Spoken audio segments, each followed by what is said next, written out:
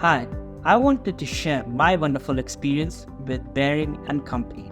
I started on my EB-5 journey in 2018. Back then, the political situation was very uncertain, and being on H-1B, I wanted to find a way to secure my family's future in this country. Coming from India, my employment-based green card was in a major backlog, and so EB-5 looked like as the most promising option. Well, as part of EB-5, I talked to several regional centers. A lot of them promised great returns, but when I looked through their business plans, there were obvious gaps in them. So I reached out to Behring and Company.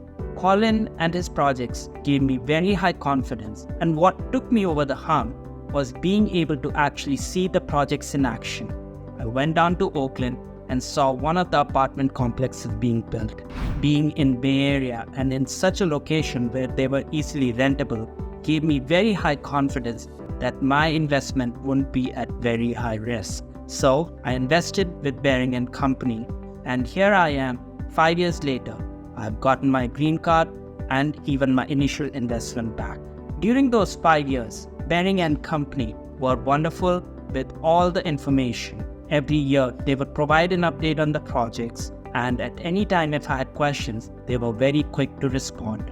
They're also at the forefront of all the US CIS legislation, which is very critical in EB-5 program. After my green card was received in 2022, I also started working with them on getting my initial investment of $500,000 back. Even that process was made very simple and straightforward. Aaron and his team provided very clear timeline on how to withdraw funds and when they would be available in my account. I worked with them through the process step by step, and finally the funds showed up in mine, and that gave me the biggest joy.